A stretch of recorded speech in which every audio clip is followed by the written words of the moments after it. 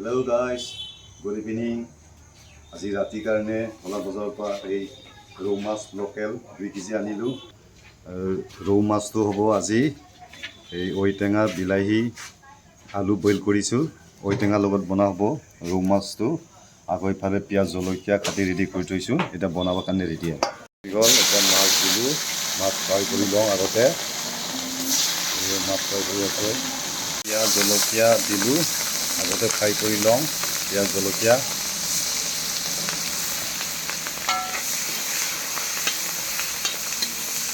এই লগতে ৰংগুৰাও দি ল'লোঁ পিঁয়াজৰ লগত।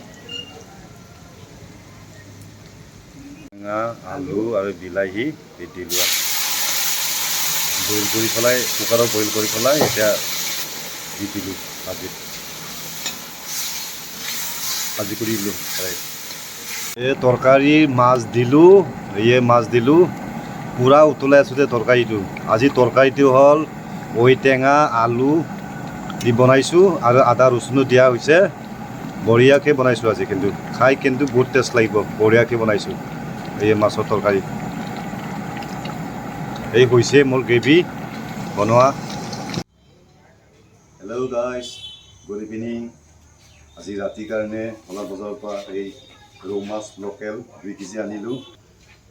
ৰৌ মাছটো হ'ব আজি এই ঔটেঙা বিলাহী আলু বইল কৰিছোঁ। ঔটেঙাৰ লগত বনোৱা হ'ব ৰৌ মাছটো। আকৌ ইফালে পিঁয়াজ জলকীয়া কাটি ৰেডি কৰি থৈছোঁ। এতিয়া বনাবৰ কাৰণে ৰেডি হ'ল। এতিয়া মাছ দিলোঁ, মাছ ফ্ৰাই কৰি লওঁ আগতে।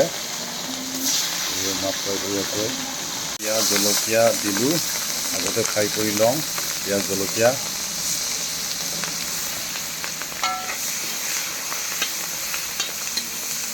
এই লগতে ৰংগুৰাও দি ল'লোঁ পিঁয়াজৰ লগত।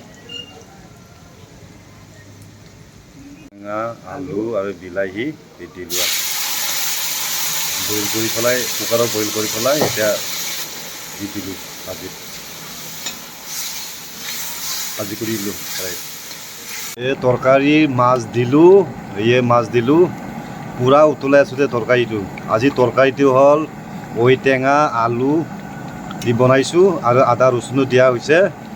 বঢ়িয়াকৈ বনাইছোঁ আজি, কিন্তু খাই কিন্তু বহুত টেষ্ট লাগিব। বঢ়িয়াকৈ বনাইছোঁ এই মাছৰ তৰকাৰী। এই হৈছে মোৰ গ্ৰেভি বনোৱা।